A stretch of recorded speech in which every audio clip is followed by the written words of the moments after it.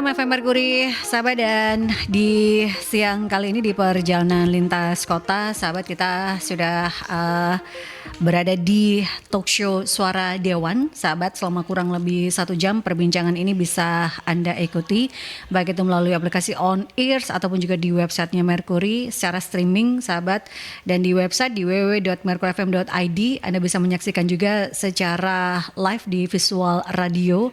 Ya, kita membahas terkait dengan yang tentunya akhir-akhir ini banyak sekali isu, tapi kita mengangkat salah satunya isu berkaitan dengan work from anywhere, sahabat, di mana Badan Kepegawaian Negara mengajak ASN untuk bekerja dari mana saja atau work from anywhere selama 2 hari dan 3 hari bekerja di kantor atau work from office dalam seminggu, sebagaimana Instruksi Presiden nomor 1 tahun 2025 tentang efisiensi APBN dan APBD 2025. Nah, pertanyaannya adalah bagaimana WFA ataupun juga WFO yang tidak maksimal ini bisa menjaga kinerja dan juga layanan. Efektifkah, sahabat? Ya, kita berbincang bersama dengan Dr. Haji Freddy Purnomo SHMH. Beliau merupakan anggota DPRD Provinsi Jawa Timur. Pak Freddy, apa kabar, Pak? Alhamdulillah, sehat-sehat. Assalamualaikum warahmatullahi wabarakatuh. Waalaikumsalam warahmatullahi wabarakatuh. Terima kasih Pak Freddy sudah menyempatkan kita ngobrol terkait ini, mungkin menjadi salah satu keresahan juga imbas dari efisiensi APBN dan juga APBD 2025. Bahkan BEM seluruh Indonesia ini sudah melakukan beragam hal, ya, sahabat, mulai dari hari Senin, dan katanya hari ini merupakan puncaknya. Kita membahas terkait dengan efektivitas ASN work from anywhere, bagaimana menjaga kinerja dan juga layanan. Ini kan menjadi sangat penting kalau kita bicara kinerja dan juga layanan dari para ASN untuk masyarakat. Bagaimana Pak Freddy melihat atau pendapat Pak Freddy berkaitan dengan kebijakan work from anywhere ini bagi ASN? Efektif nggak sih, Pak? Jadi gini, work from anywhere, ya, kita bekerja dari mana-mana, ya. Saya mencoba dulu kaitan dengan masalah konsistensi. Ya. Ya, sebagai ASN, termasuk kami dari DPR ini adalah pelayan publik, utama pelayan publik. Kita jangan bicara terkait efisiensi atau saya juga tahu, ya, memang saya melihat beban negara sekarang ini cukup berat. Dengan utang negara sudah berapa, hampir 8 atau 9 triliun dolar, ya. Ini yang saya kira juga nggak rasional. Sebenarnya yang saya salahkan itu adalah ya diri saya sendiri sama teman-teman di DPR RI di saat itu, pada waktu itu. Kenapa kebijakan-kebijakan negara yang begitu loss dibiarkan? Akhirnya semua kembali lagi pada beban rakyat. Itu yang pertama. Terus yang kedua, kalau ini dipakai sebagai latar belakang efisiensi, saya Freddy Purnomo saya nggak setuju. Ya, karena apa?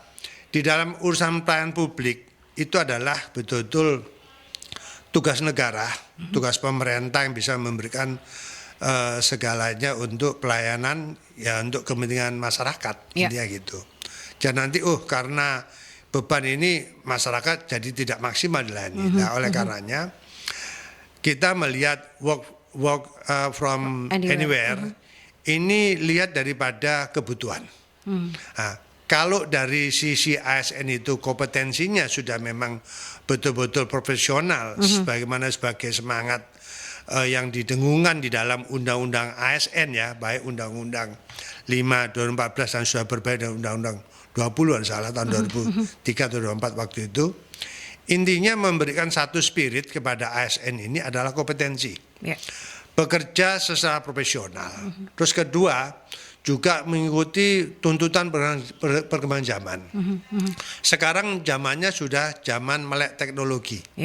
Semua itu ada hal-hal yang memang bisa di-cover cukup dengan model teknologi. Contohnya gini, saya diminta sebagai narasumber, nggak usah tatap muka, melalui Zoom meeting. Itu sudah teknologi. Pertama, saya menghemat tenaga, menghemat waktu, ya toh. Itu yang bilang gitu. Tapi makna daripada eh, apa istilahnya diskusi jarak jauh ini yang penting bermanfaat dan berguna. Nah sekarang terkait dengan ASN yang tadi disampaikan oleh panjenengan ya, kebijakan dari Badan Kepegawaian Nasional ya, Profesor Judan ini juga teman saya, sahabat saya. Intinya itu tadi secara kebutuhan memang ada sesuatu yang sekarang sudah eranya sangat digitalisasi. Kenapa harus kita menunggu efisiensi? Saya setuju bukan dalam keadaan situasi situasional. Makanya dalam hal-hal tertentu seperti WFA ini oke, saya setuju. Ada pekerjaan yang memang harus dihandle tidak harus kantor. Nah itu bukan karena penghematan anggaran sekarang, bukan, memang efisiensi. Efisiensi waktu, efisiensi tenaga, efisiensi sarana prasarana ada di kantor. Ya, saya setuju. Lah, dari efisiensi itu nanti bermanfaat untuk kepentingan publik, untuk kepentingan masyarakat. Kita utamakan masyarakat. Nah, kalau kita bekerja tidak efisien, lah untuk apa? Kan beban masyarakat lebih tinggi. Itu yang pertama. Terus kedua, tidak semua pekerjaan ya, kecuali hal-hal yang sifatnya administrasi, oke lah saya setuju kalau itu bisa dihandle melalui pekerjaan jarak jauh atau di mana kita berada. Nah, tetapi yang kaitan dengan masalah pelayanan publik sentuhan langsung ini tidak bisa melalui WFA itu, harus ada sentuhan langsung itu ya.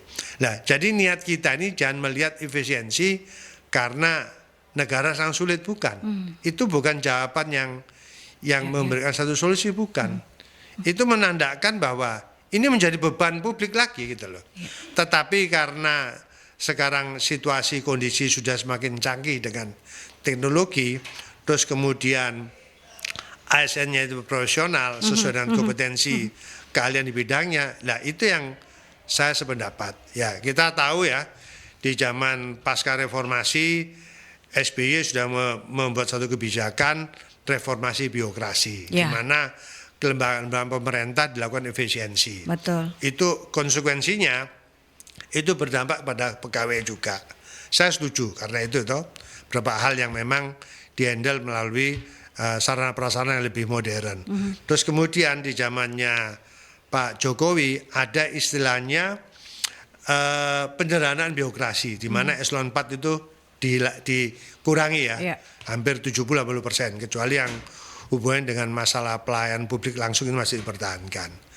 Nah, ini karena situasi kondisi ya, dan hal itu bisa diselesaikan melalui sarana prasarana teknologi.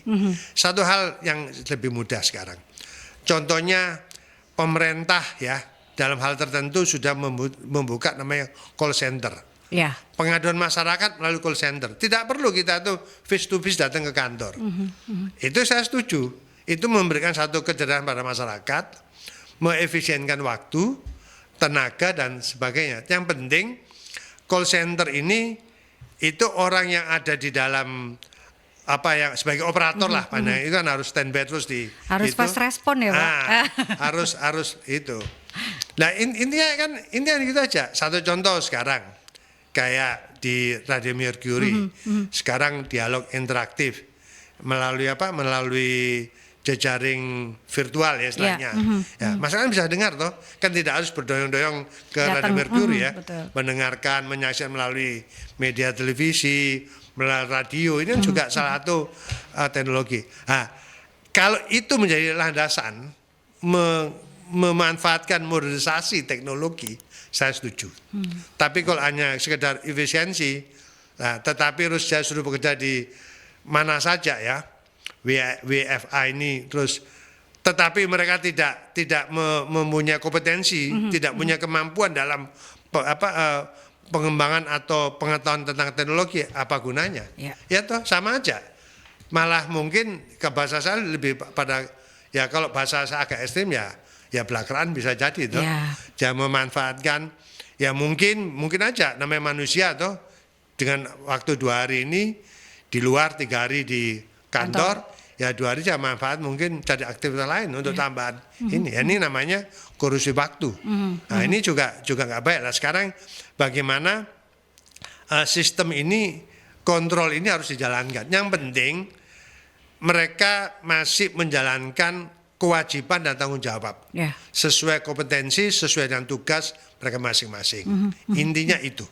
Profesionalisme yang menjadi garis besar di bicara tentang WFA ini ya, sahabat. Karena kita ketahui ini menjadi catatan masyarakat, banyak yang mengatakan kalau WFA 2 hari kemudian work from office 3 hari, bagaimana layanan mereka? Kadang mereka saja yang sekarang ini masih kesulitan untuk mendapatkan layanan yang terbaik. Bagaimana kalau ini diberlakukan?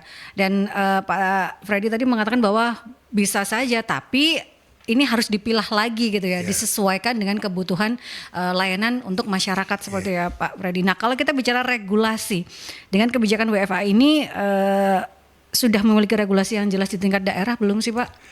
Gini, saya belum baca detail ya. Diskresi itu boleh, ya itu menjadi kewenangan atasan. Ya tentunya itu menjadi kewenangan dari institusi yang mempunyai kebijakan itu. Nah di Jawa Timur selama ini saya belum dengar ya bagaimana kebijakan yang konon cerita nanti akan diberlakukan mulai pertengahan bulan Maret ya. Bulan depan ini tahun 2025. Saya belum tahu, saya belum dengar. Mungkin nanti dalam waktu dekat saya juga akan cari informasi dari BKN dan gubernur ya, atau mungkin pembantu gubernur terkait masalah kebijakan di provinsi. Nah, bagaimana secara teknis kaitannya masalah itu. Nah, kalau saya secara pribadi sebenarnya sejak dulu kita bekerja dengan banyak manusia yang tidak efisien, tidak efektif, apa gunanya? Sarana prasarana sudah cukup canggih, toh. Sama halnya kalau sekarang saya mau bayar pajak kendaraan, saya tidak perlu datang ke Samsat. Betul. Bisa dilayani di mall Samsat, bisa di e-commerce, bisa di Indomaret, bisa di mana-mana aja lah, kan bisa sekarang. Itu sudah kemajuan. Nah itu sudah menunjukkan ada kemajuan dan bahwa mereka sudah memanfaatkan secara umum. Nah sama halnya terkait dengan masalah ASN. ASN dibutuhkan dalam hal apa sih? Nah, sebenarnya kebutuhan ASN ini disesuaikan dengan program-program kerja pemerintah. Apalagi sekarang rencana kerja pemerintah daerah ini kan sudah kena dampak efisiensi. Sudah ada itu. Itu saya sudah baca surat edaran Menteri Dalam Negeri ya, kalau salah tanggal 12 April nomornya 12 Februari 2005, nomor saya nggak tahu nomor berapa. Itu sudah menjelaskan memang untuk melakukan mereview lagi ya, melakukan perbaikan tenaga kerja. Nah, dari situ memang kita harus lihat. Nah, yang kedua, semua rencana program pemerintah daerah itu tidak lepas daripada peran DPR juga. Makanya saya sampaikan pada teman DPR, walaupun ada usulan dari pemerintah, karena RAPBD ini kan semua usul dari pemerintah, dasarnya adalah rencana kerja pemerintah daerah. Itu harus teliti, harus jeli, dan tidak usah punya ragu untuk melakukan satu kritik atau koreksi. Bukan dalam artian kita tidak mendukung program pemerintah, tidak. Saya sebagai partai saya selalu dia mendukung pemerintah ya, baik pusat maupun di daerah. Tetapi dalam artian kritik membangun ya sah saja. Jadi jangan ada bicara ebo-ebo. Kita ngeritik bukan karena kita nggak suka. Kita ngeritik itu memberikan pemikiran, memberikan solusi terbaik, yaitu bagaimana tuh untuk melakukan efektivitas daripada program-program pemerintah dan hasil efektivitas ini bisa diperdayakan untuk kepentingan lain. Ya, kita kalau mau jujur ya, dengan APBD provinsi yang ada di Jawa Timur untuk memenuhi kebutuhan Jawa Timur itu belum cukup. Saya tahu belum cukup. Ya, makanya kami juga menyadari ya, kalau sekarang ada kebijakan, kita tidak usah jauh-jauh. Di internal saya di DPRD, saya menyadari. Ya, sekarang kalau kunker, misalkan kunker kerja, Lah apa yang mau kamu tanya? Kalau acara konsultasi, apa nggak bisa melalui online? Ya. Bisa. Kecuali kalau kita sidak melihat situasi kondisi yang memang perlu kita turun lapangan, silakan. Tapi kalau hanya sedang konsultasi, sedang tukar informasi, saya sependapat dengan pemerintah melalui media online itu, iya toh, atau mungkin melakukan media Digital meeting, conference, ya. media conference melalui Zoom atau apa, nggak apa-apa. Ini saya menyadari kalau itu, karena apa? Semakin bagusnya teknologi yang ada sekarang ini kita manfaatkan. Yeah. Ya toh sekarang kita kunker apa yang mau kita cari. Yeah. Mohon maaf loh ya, bukan saya sombong, Pak Freddy sudah 4 periode, bukan lah. Karena saya melihat situasi kondisi teknologi sekarang makin canggih, makin modern gitu loh. Tetapi dalam situasi kondisi yang memang kita harus turun ke lapangan, ya kita turun ke lapangan. Tidak bisa harus kita diam di kantor, tidak bisa.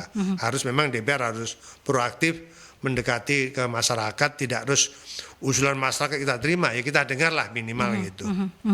Jadi memang tidak semua dipukul rata gitu ya berkaitan dengan efisiensi, tapi mana yang dibutuhkan ya sahabat, itu yang memang harus tetap dilaksanakan gitu ya Pak Freddy. Tapi ada beberapa yang memang perlu dilakukan efisiensi, tapi digantikan dengan keberadaan teknologi.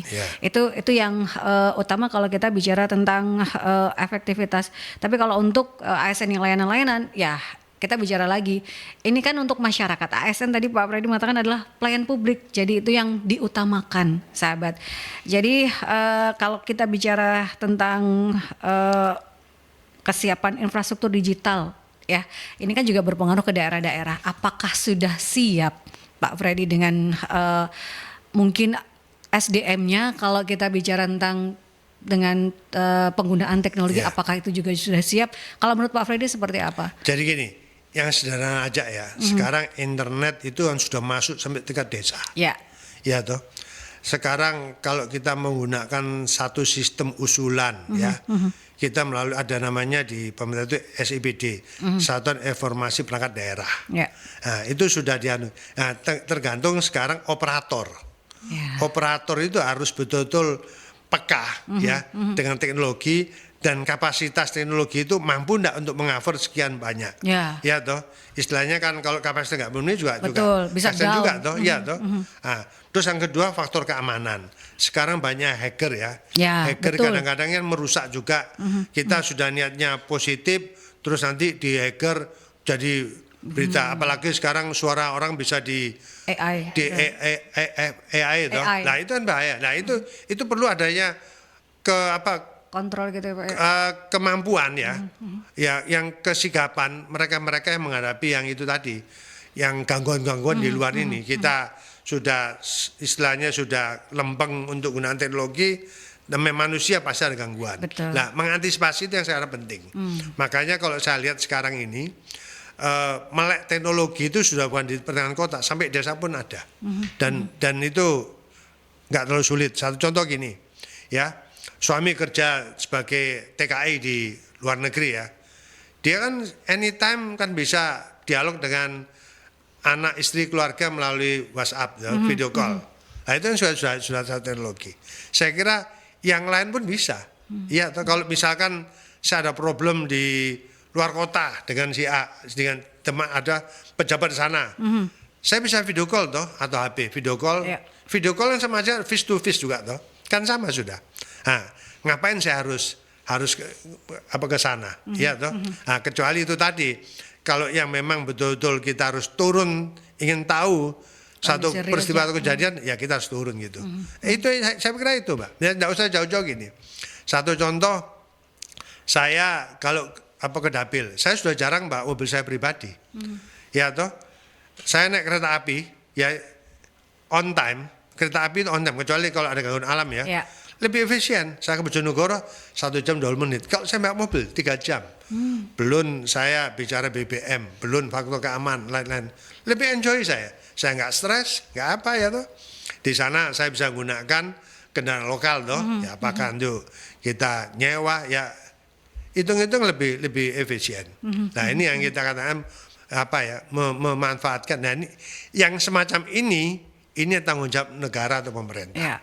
Ya, tuh makanya untuk sarana-sarana transportasi. Saya juga sudah terima kasih sekarang contohnya Kota Surabaya sudah intent dengan mobil yang riwa-riwi itu, feeder ya, itu kan juga salah satu membantu. Pemerintah provinsi juga sudah membantu untuk bis yang antar kabupaten ya ke Gresik, ke Bangkalan, ke Mojokerto kan sudah ada. Lah, itu lebih bermanfaat. Saya kira itu, Mbak. Nah, jadi kalau efisiensi memang tujuannya untuk mengalihkan memberikan sarana penunjang kepada publik, saya sependapat. Mengalihkan ke prioritas yang lain gitu ya, sahabat. Begitupun dengan kesiapan infrastruktur digital yang memang sekarang ini memang terus berkembang gitu ya Pak Freddy. Kita ke jeda iklan terlebih dahulu, sahabat, atau stay tune di perbincangan Talkshow Suara Dewan bersama dengan Dr. Haji Freddy Purnomo SHMH, anggota DPRD Provinsi Jawa Timur, karena kita sedang membahas terkait dengan tema efektivitas AN Work from Anywhere, bagaimana menjaga kinerja dan layanan. 96 FM Mercury, sahabat ya, selain on air banyak hal yang ternyata kita diskusikan bersama dengan Pak Freddy Purnomo, beliau anggota DPRD Provinsi Jawa Timur, dan sekarang kita di perjalanan Talkshow Suara Dewan ini sedang membahas efektivitas AN Work from Anywhere, bagaimana menjaga kinerja dan layanan, sahabat. Kita bicara terkait dengan tadi pemanfaatan teknologi gitu ya yang harusnya bisa dimanfaatkan. Tapi kita ke penelpon terlebih dahulu, Pak Freddy. Selamat siang, Mercury. Selamat siang. Halo. Halo, selamat siang. Halo, selamat siang. Mas Dewa, silakan. Iya, terima kasih. Mau tanya tentang efisiensi untuk anggaran pemerintah ya. Yang pertama memang saya setuju ya. Beberapa memang dari pola dari birokrasi itu harus dirubah ke digital. Tapi masalahnya masih banyak orang pengurusan ke kelurahan, pengurusan ke kecamatan, ngurusin ke dinas-dinas. Mereka masih meminta fotokopi ini, berkas ini, itu gitu loh. Jadi apakah kita ini mau ikut digital atau kan masih ikut aturan sebelum digital gitu loh. Terus kalau segitu banyaknya fotokopi dan kertas-kertas itu gunanya untuk apa? Nun sewu ya, saya bukan suzon. Apa mau dirombeng gitu loh. Kan digitalisasi itu kan sudah gampang gitu ya. Contoh kita ngelihat bank besar plat swasta itu, dia sekarang customer service bisa melalui untuk buka rekening, untuk komplain customer service, itu bisa melalui hanya madep layar. Lalu kita ngobrol, walaupun dia harus datang ke kantor, tetapi nggak harus ada pegawainya di situ gitu loh. Entah itu pegawai dari Jakarta, pegawainya ada di posisi mana, tapi pegawai itu bisa online di layar display itu. Apakah kedepannya pelayanan itu bisa terjadi untuk di birokrasi? Saya berharap itu bisa. Kalaupun untuk kelengkapan data-data kan sudah ada nomor-nomor data, berkas tanah ini, niknya ini, berkas ini, nomor induknya ini. Itu kan bisa dicari sendiri. Jadi nggak usah contoh nyantumin, tolong fotokopinya, tolong yang ini, tolong.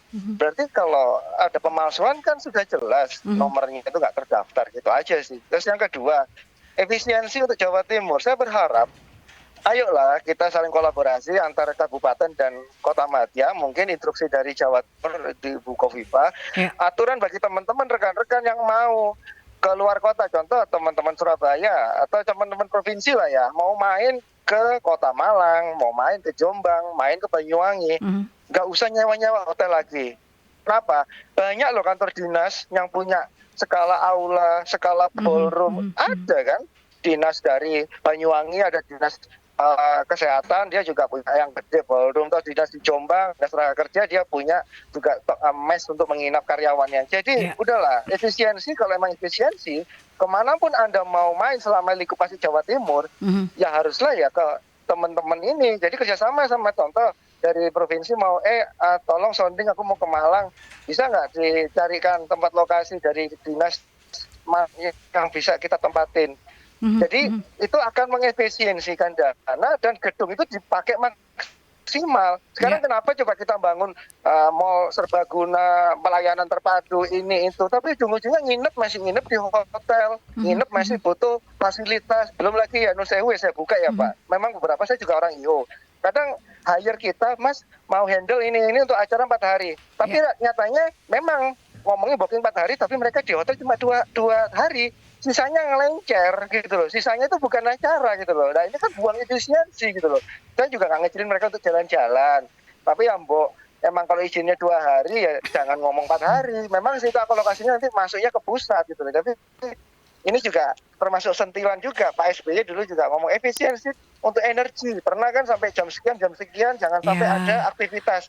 Tapi nyatanya di kantor parlemen di Surabaya pun itu sampai malam gak ada orang, saya nyala jor, wadem, setiap saya lewat tuh wadem mirip ruangan ini, tak lihat juga gak ada orang gitu loh.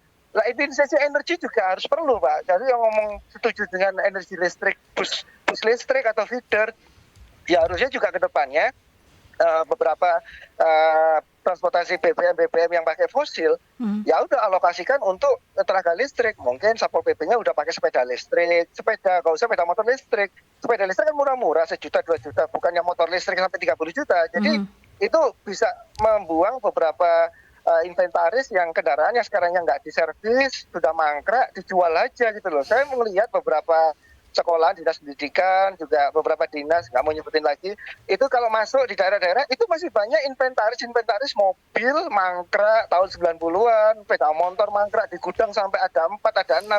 Itu kan harusnya kan bisa dihilangkan daripada debu, daripada buang uang, terus udah dilelang aja, kasihin aja motor listrik, mobil listrik gitu. Jadi berharapnya memang kalau efisiensi, ya ayo semua total. Jadi ini benar-benar untuk negara, dan memang saya tekankan lagi, ini yang terakhir, mungkin ada nggak tahu dicatat apa enggak ya, takutnya ada 4 ini kan catat ya.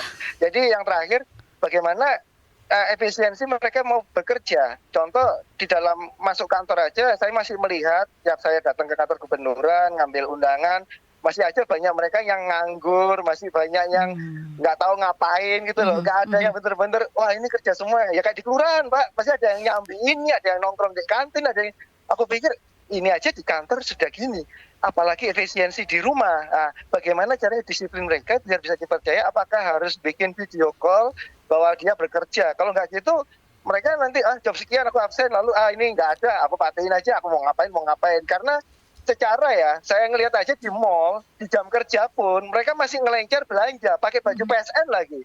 Banyak loh, mungkin Mbak ini juga penyiar juga sering ngeliatin, kita jalan ke mall jam 1, jam 2, itu kan bukan jam kerjanya PSN pada selesai atau pulang, tapi mereka sudah jalan-jalan gitu loh. Ya nggak ngerti ya, Satpol PP nggak bisa masuk ke sana, dia yang bisa nyidak di trotoar, tapi kalau masuk mall, belanja, itu angel. Gimana caranya kita efisiensi di rumah kalau dia nanti ngelencer belanja di mana-mana.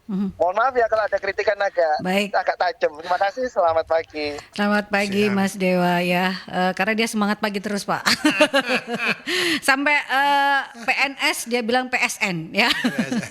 Saking pengen menyuarakan gitu ya, semangatnya gitu ya. Tadi yang pertama beralih ke digital, dicontohkan tadi oleh Mas Dewa, ada nih bank swasta yang sudah melaksanakan, jadi customer itu berbicaranya dengan layar, tapi segala sesuatunya sudah tidak ada fotokopi, sudah tidak. Apakah itu bisa nantinya diterapkan? Toh swasta sudah menerapkan itu. Jadi gini, memang untuk belanja ATK itu sudah dikurangi ya. Kami tahu sendiri di DPR, saya pun selalu menolak kalau pembahasan urusan program APBD, urus buku yang sudah memiliki, ngapain saya mbak buku terbalik ngapain? Cukup saya kasih flash disk, saya taruh komputer, saya akan baca di layar komputer. Itu berulang kali. Tapi ya mohon maaf, saya kadang-kadang juga kesel juga. Kalau mereka nggak belanja barang, ini nggak terserap anggarannya, dianggap tidak maksimal. Tapi saya bicara itu tadi efisien. Saya terus terang aja, setiap kali ada kegiatan di Dewan maupun dengan pemerintah, saya selalu nolak. Saya tidak mau menerima paper atau apa. Saya cukup sebelum berangkat saya di email, yaitu bahan-bahannya apa. Nanti akan saya buka di HP saya atau di iPad saya. Saya cukup bawa ini. Ya tuh, saya ngajar masih kuliah, saya nggak usah banyak apa, cukup bawa iPad, itu pun sudah bisa. Makanya sekarang makin teknologi. Terus kedua, terkait masalah work from anywhere ya, yang selama ini bagaimana kontrolnya tadi pertanyaannya Ya, toh? Sebenarnya sesuatu yang mudah ya. Yang penting HP ini jangan pernah mati. Ya. Ya toh, alasan nanti, Pak baterai saya habis, jadi charge aja, gitu. Satu contoh, sekarang dengan teknologi ya, kita mau melihat situasi kondisi rumah. Misalkan saya sedang beraktivitas di luar, Ya. ya, saya pasang CCTV, saya tahu pergerakan apa yang terjadi di rumah, ya toh. Sama halnya sekarang bukan sesuatu yang sembunyi-sembunyi ya, termasuk ASN yang tadi disebut banyak nganggur itu ya sebenarnya. Ya ini pun juga kami sering mengkritis juga gitu. Tapi persoalan gini, bagaimana Pak, mereka kan sudah lulus sarjana pengangguran ya saya juga kalau dari aspek pekerjaan saya juga punya keluarga, punya anak. Ya, tapi bagaimana dengan upaya kita yang maksimal, saya kira tergantung diri kita lah.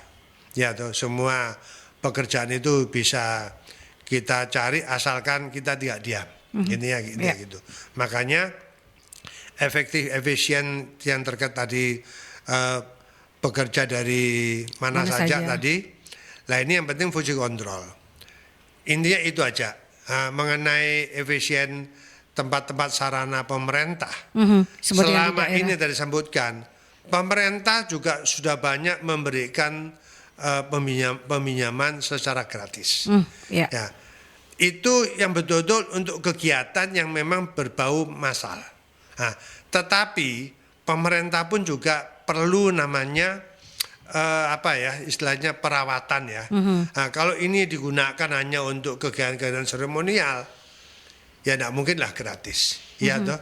Tetapi kalau ini dibuat untuk kepentingan kedinasan, terus hubungan dengan masalah tugas-tugas pendidikan, banyak yang kita berikan gratis. Contohnya di Bakorwil Malang, teman-teman Bakorwil sudah memberikan satu sarana kepada anak-anak istilah internet ya. Di situ ada namanya warung internet, diberi secara gratis.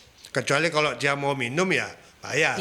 Ya itu kan tempat untuk nyantai. Memang diseleksi betul dan diawasi melalui CCTV. Itu sudah lakukan gitu loh. Intinya gitu. Kalau semuanya gratis ya kasihan lah. Pihak swasta kan juga butuh hidup. Ya nanti kalau hotel terus diberikan fasilitas gratis milik pemerintah, hotel akhirnya tutup, tidak bekerja, kan kasihan karyawannya. Betul. Ya istilahnya balancing lah, ya toh. Mana yang digratiskan, mana harus dibayarkan. Yang penting konsistensi, tanggung jawab, semua tugas yang dilakukan bertanggung jawab. Kalau bilang 2 hari, 2 hari, 4 hari, 4 hari. Saya kira nggak ada masalah ya. Kontrol publik saya kira sangat terbuka. Monggo. Kami juga nggak anti kritik. Ya, saya terima kasih Mas Dewa tadi sudah menyampaikan. Jadi intinya itu. Ya, untuk efisien efektivitas itu. Sesuai dengan porsinya. Jadi kalau semua menggunakan fasilitas publik, nanti kan ada pihak swasta yang juga ada pekerja-pekerja di situ. Iya, betul. Gitu. Nah, terus satu lagi tadi saya belum jawab. Swasta tadi sudah bisa menggunakan pendataan secara jauh ya, customer service. Nah, seharusnya sudah. Sekarang satu contoh gini. Itu yang saya sampaikan ya. Ya persoalan ini penyakit. Kalau saya bilang penyakit, saya tidak mengatakan pemerintah, tapi oknum, saya bilang oknum pemerintah. Karena situ memang ada budget, ada anggaran. Ya, makanya kalau kita menggunakan virtual, menggunakan video call, ngapain kita harus ke satu tempat yang kadang-kadang nggak ada gunanya, saya bilang. Kecuali kalau dalam keadaan yang memang kita harus turun, harus mengetahui real keadaan sebenarnya, silakan. Nah ini, sekarang untuk kontrol misalnya absensi, terus termasuk fasilitas, memang betul-betul sudah kita kurangi ya. Terutama belanja ATK, saya tahu sendiri ya, di kantor saya di Dewan itu walaupun masih ada belanja ATK, tetapi semua sudah baik komputer. Ya terus terang aja, semua anggota kan juga diberikan fasilitas ya toh. Nah, makanya untuk apa kalau kita punya komputer terus kita masih terima? Saya tolak. Boleh cek sendiri, saya tolak. Bahkan saya tolong ya cukup nanti di email lebih dulu. Kalau bahannya memang cukup besar, di email nggak cukup, ya flash disk lah. Berapa flash disk? 75.000. Daripada kita harus memfotokopi sekian mungkin habisnya ratusan ribu itu. Ya, Nah betul. itu saya sampaikan. Itu yang sudah terjadi di. Itu salah satu efisiensi Ya. yang sudah dilakukan. Tapi gitu. kadang-kadang saya bilang masih ada yang dablek. Ya. Bahasa saya agak kasar ya, akan dablek terus dia ngasih itu tadi. Karena ya kalau nggak, ya tahulah kalau orang belanja pasti ada sesuatu yang saya nggak perlu sangka lah. Walaupun ada editor, ada inspektorat, ya masih ada lah yang oknum yang ini memanfaatkan. Ya. Ini penyakit di pemerintahan, itu penyakit. Makanya saya setuju kontrol sosial kepada seluruh aparatur negara, termasuk kami sini di DPRD. Tidak usah segan-segan lah. Ada sesuatu yang memang nggak benar, silakan, tidak apa-apa. Tunjukkan bukti yang fakta real, ya toh, jangan hanya menghasut. Kalau menghasut saya juga agak Ya, nggak berbeda setuju itu, ya, Pak, tapi ada fakta real memang yang harus dikontrol, silakan. Harus ada bukti yang Iya. konkret terlebih dahulu, Iya. baru itu bisa dilakukan, sahabat. Nah, ini mekanisme pengawasan tadi paling tidak sudah disebutkan oleh Pak Freddy, bisa juga menggunakan teknologi yang ada ya kalau kita bicara tentang pengawasan. Toh dulu saat pandemi juga absensi juga dilakukan secara online, berada Iya. di mana, Iya. apa yang dilakukan itu juga dilaporkan, pelaporan itu sebenarnya bisa dimanfaatkan, tapi memang sesuai dengan porsinya ya, sesuai dengan kapasitas pekerjaan gitu ya Pak Freddy ya. Kita ke jeda iklan terlebih dahulu, sahabat. Setelah iklan nanti saya akan menanyakan juga bagaimana koordinasi dan komunikasi yang tentunya pasti akan mengalami kendala kalau ada WFA dan WFO yang tidak 2 hari WFA dan 3 hari WFO, ini kan pasti ada kendala komunikasi. Seperti apa? Tetap stay tune di perbincangan Talkshow Suara Dewan, sahabat. 96 FM Mercury, sahabat, masih di Talkshow Suara Dewan terkait dengan efektivitas ASN Work from Anywhere, bagaimana menjaga kinerja dan layanan bersama dengan Dr. Haji Freddy Purnomo SHMH, anggota DPRD Provinsi Jawa Timur. Pak Freddy, pasti akan ada kendala. Nah, langkah yang perlu diambil untuk mengatasi kendala seperti sulitnya koordinasi mungkin atau sulitnya komunikasi. Seperti apa kalau menurut Pak Freddy? Jadi gini, kalau dari sarana prasarana sudah cukup ya. Ya. Saya tahu betul di pemerintahan provinsi ini fasilitas sarana prasarana termasuk teknologi ya, digital, terus IT semua itu sudah lengkap. Ya. Sekarang kepada kemampuan manusia. Lah, kalau manusianya ini tidak punya kesadaran tinggi tentang kewajiban tugas mereka ya sesuai dengan kompetensinya, ya gak ada gunanya. Makanya kontrol atasan pada anak buah ini harus melekat. Ya. Kita tidak mudah untuk menyalahkan ya, tetapi kita saling mengingatkan. Ya. Ya, sebagai ASN aparatur sipil negara, tanggung jawab kamu pada negara untuk kepentingan rakyat. Itu lebih diutamakan.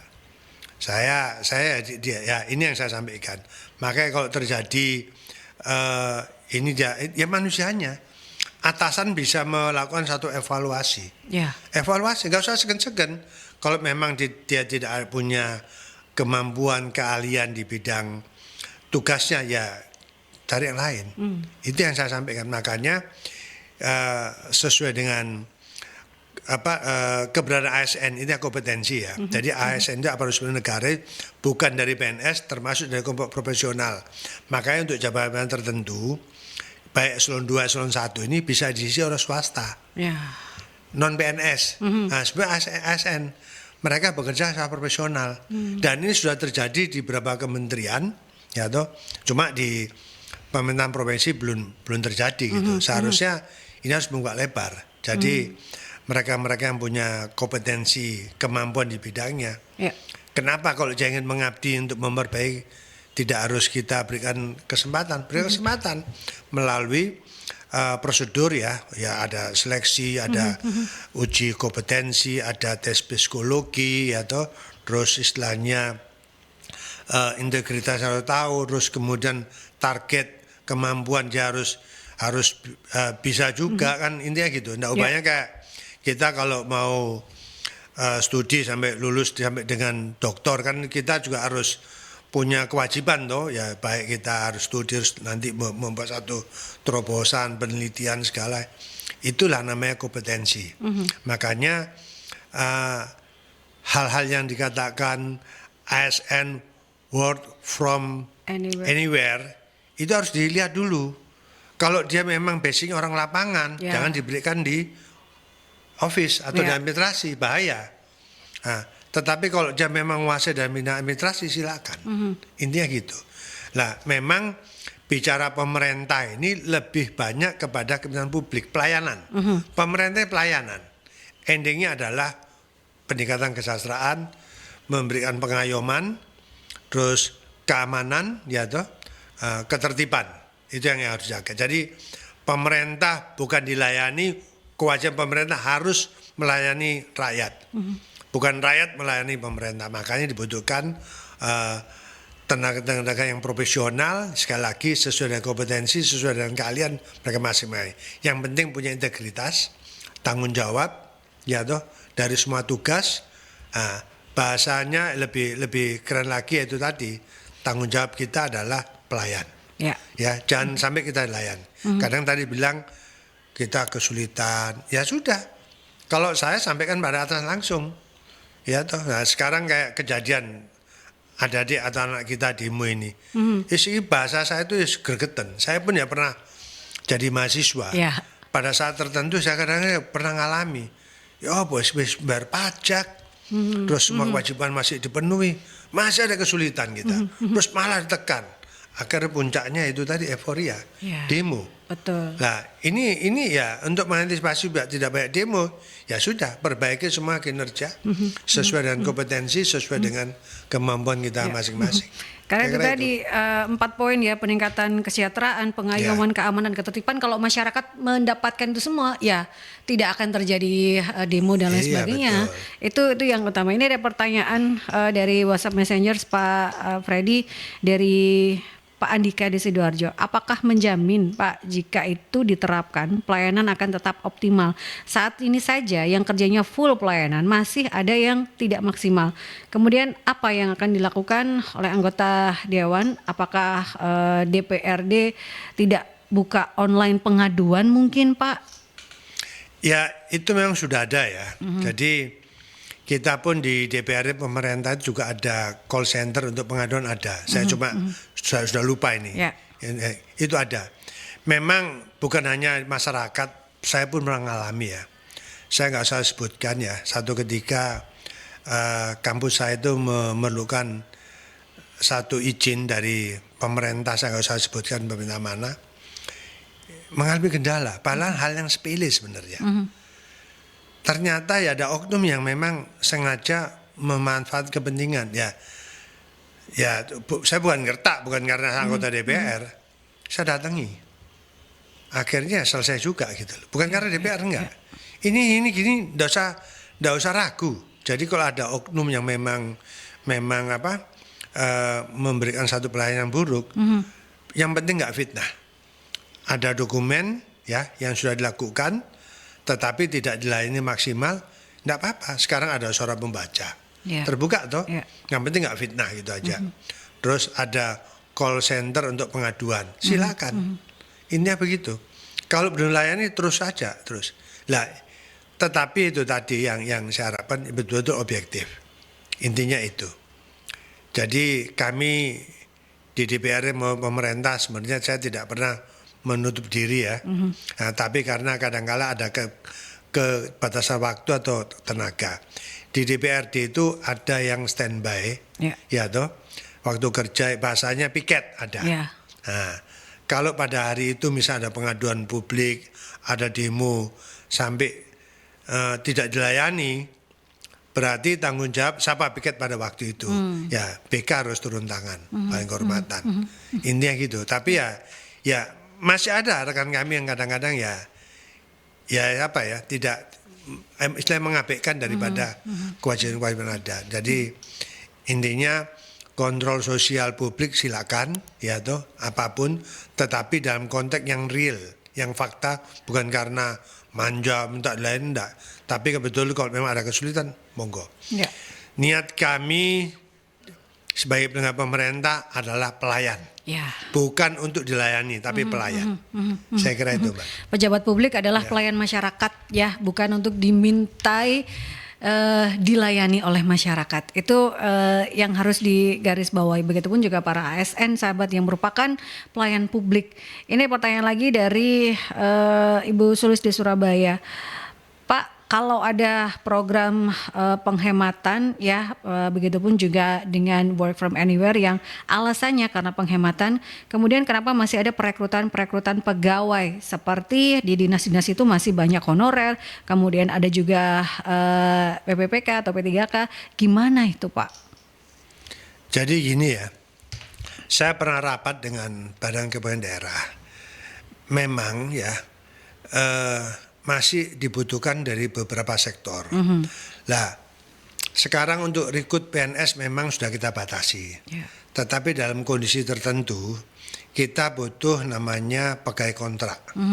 Kontrak itu tentunya sesuai kriteria. Nah, banyak hal memang.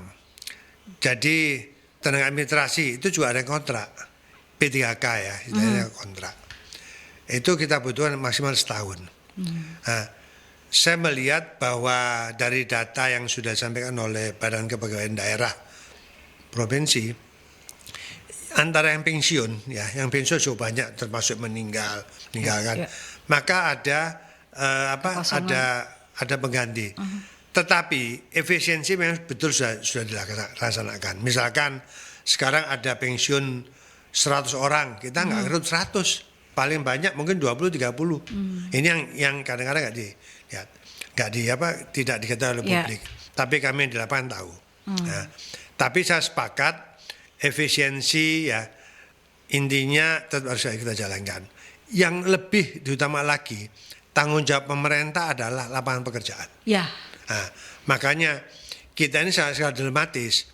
Kita memberikan kesempatan pekerjaan bukan istilahnya kerjaan gratis terus asal nerima tidak, tetapi betul-betul kebutuhan. Terus kemudian memang kita dorong ya punya inovasi-inovasi baru ya. Dalam konteks kita ini istilahnya hidup itu kan tidak harus bergantung pada kerja pemerintah maupun kerja swasta. Tapi bagaimana kita berinovasi, membuat lapangan pekerjaan.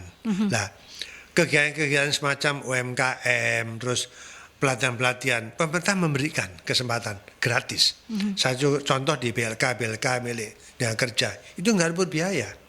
Nah, yang penting sesuai dengan kompetensinya, dengan kemampuan.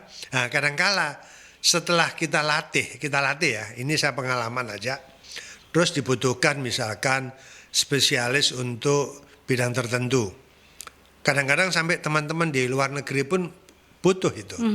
Setelah dilakukan satu evaluasi atau rekrutmen oleh yang butuh, kadang-kadang nggak sesuai. Saya nggak tahu dari kriteria apa gitu. Dan memang ada keterbatasan. Dan pemerintah terus terang aja sampai hari ini tetap memberikan kesempatan pelatihan. Nah, contohnya termasuk sekolah-sekolah SMK, sekolah kejuruan. Itu supaya mereka itu tidak harus tergantung cari lapangan pekerjaan ke pemerintah, ke swasta, membuka pekerjaan baru. Ini yang kita dorong, Itu memang terjadi. Cuma ya memang kalau sudah kita berwirausaha itu ya kompetensinya istilahnya kompetisinya cukup kompleks banget loh ya. Yang penting luas ya, ulet ya, saya kira mereka punya strategi sendiri lah. Yang penting adalah jujur, itu aja. Dan memberikan keuntungan yang betul-betul kemudian yang amanah. Gitu. Itu tadi ya sahabat, yang dibutuhkan masyarakat itu adalah 4 poin sebenarnya. Peningkatan kesejahteraan salah satunya adalah dengan lapangan pekerjaan yang seluas-luasnya gitu ya. Itu yang sangat dibutuhkan untuk saat ini. Toh masyarakat sebenarnya mau efisiensi, mau apa, yang penting saya bisa bekerja dan menghidupi keluarga, itu ya Pak Freddy. Nah ini kalau menurut Pak Freddy, apakah kebijakan work from anywhere ini akan diterapkan secara permanen atau hanya sebagai solusi yang sementara sih Pak? Jadi gini, saya sepakat work from anywhere ini, asalkan ini bukan karena situasi kondisi negara lagi krisis anggaran, bukan itu. Tetapi karena situasi kondisi teknologi yang sudah makin canggih, saya setuju. Di setiap secara permanen karena faktor teknologi. Kalau kita hanya harus di kantor semua teknologi sudah canggih, ngapain kita? Ya toh, itu juga termasuk penghematan waktu. Saya misalkan ya, saya waktu di jalan juga akan mengeluarkan biaya transport untuk ongkos transportasi, terus di kantor efisien di kantor juga AC atau listrik, air semua kan juga harus kita kendalikan. Nah makanya suara permanen tidaknya itu tergantung pada modernisasi daripada teknologi yang dimiliki dan dikuasai oleh pemerintah SDM itu. Intinya itu aja. Sekarang banyak kok. Saya lihat beberapa anak-anak muda itu bekerja dari rumah ya, baik dari konsultan atau apa, juga nggak ada masalah. Saya bilang, saya kadang-kadang gini, loh kamu nggak kerja? Enggak om, saya kan sudah, begitu saya masuk kamar, wah di kamarnya banyak gambar-gambar, desain atau apa. Nah terus bagaimana? Ya sudah, kalau ini selesai, dia mungkin melalui teknologi di WhatsApp atau di email. Kalau memang itu barang, dia tinggal kontak nanti Gojek sudah ngirim barang itu, kan sangat efisien sekali loh. Nah itu nggak ada masalah. Kalau memang itu melihat situasi kondisi yang betul-betul teknologi sudah mutakhir ya, yang sudah maju, sudah modern. Nah itu nggak ada masalah dan ini tantangan untuk manusia. Kalau semua itu sudah diambil alih oleh teknologi, bahkan hal tertentu sudah robot. Misalkan saya bikin kopi aja ada robot. Loh, sekarang cukup menggunakan duit, masukkan duit di koin, bukan manusia loh yang lain ini robot. Ini sudah ada beberapa mesin sekarang. Itu tantangan. Makanya inovasi harus terus dikembangkan. Jangan pernah berhenti untuk berkarya, jangan pernah berhenti untuk berinovasi. Yang penting niat. Yang penting niat untuk untuk mengisi kehidupan yang positif. Saya kira itu. Ini bisa dilakukan tidak hanya dengan kondisi yang karena saat ini saja ya sahabat, tapi kalau bicara tentang work from anywhere atau remote job sekarang ini kan sudah banyak dilakukan gitu ya sahabat. Memang bergantung apakah SDM itu profesional tidak. Itu yang jadi catatan. Mau dia bekerja dimanapun, kalau dia sebagai SDM yang profesional, ya itu tidak akan menjadi kendala untuk melakukan layanan publik. Nah terakhir Pak Freddy, sebagai penutup di perbincangan kita siang hari ini berkaitan dengan tema kita sebagai closing statement, apa yang ingin disampaikan Pak Freddy?